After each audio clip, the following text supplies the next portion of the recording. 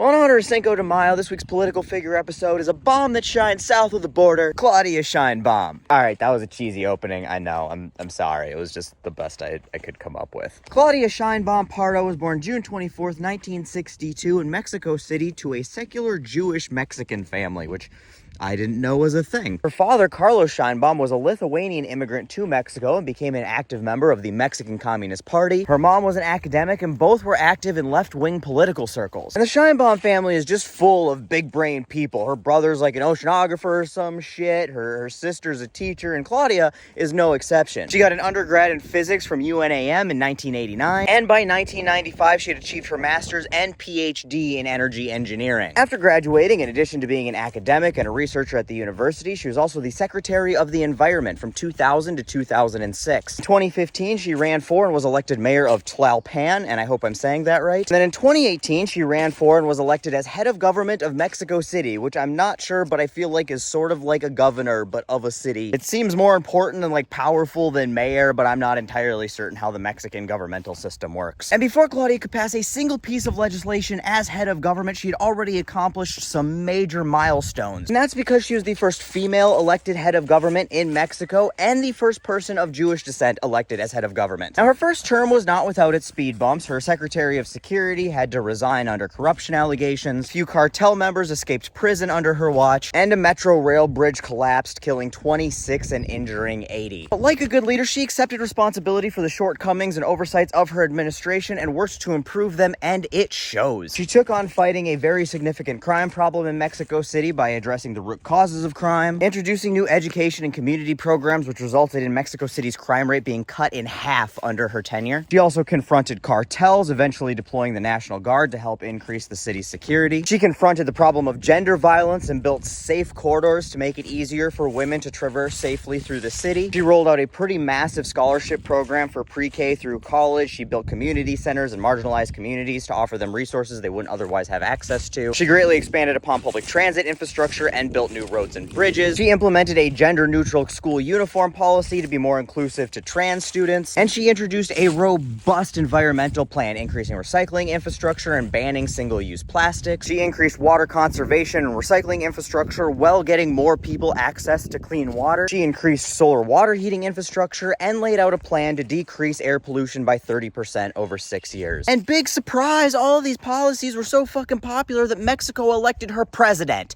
in 2024. Like, what the fuck? Mexico's over here getting a female secular Jewish leftist president who like believes in things like science and wants more public transportation for everybody. And at the exact same time, we end up with fucking orange jello Jabba the Hutt who thinks women should be on leashes like Princess Leia and doesn't believe in climate change, but definitely thinks that we should nuke hurricanes. This is some bullshit. Since becoming president of Mexico, they've arrested nearly 8,000 cartel members and seized 66 tons of drugs. She's working on expanding more public infrastructure and transportation. She's taken a majority public control of energy infrastructure in Mexico. She's increased welfare programs like income assistance for elderly women and door-to-door healthcare services for disabled people. She's advocated at the G20 for spending 1% of global military spending on reforestation projects. She's advocated for giving seats on the United Nations Security Council to underrepresented African and island nations. She's advocated for a two-state solution and an end to Israeli violence. And she has completely dog-walked Trump in every single interaction they have had. Tariff negotiations, she got Joe Biden to back down while offering basically nothing in return that she hadn't already committed to do with Joe Biden. When Trump offered to send the US military down there to fight the cartel, she's like, nah, we're good. And then last month when the Trump administration used our taxpayer money to air TV commercials in Mexico that was anti-immigration propaganda, she committed to outlawing foreign political propaganda in Mexico. Meanwhile, Vladimir Putin is inviting Russian state media to White House press briefings. Oh, the nice things we could have if we didn't have 77 million of the dumbest fucking people on the planet. And that's where we are, and she was sworn in as president in fucking October. Like, if she's DEI and whatever the fuck we got in Washington right now is merit-based, give me DEI all day, baby. She's accomplished all of that in that short of a period of time and has managed to not hire people who drunk text war plans somehow. She hasn't tried rerouting any hurricanes with a Sharpie yet. She hasn't crashed the global economy for no fucking reason. I'm telling ya, just look to the south because DEI is looking pretty damn good. But at least it does bring some solace to know that while our country is being run by a racist, misogynistic man-child with dementia, at least our closest neighbors are being run by adults. And we damn sure need all the adults we can get running shit right now.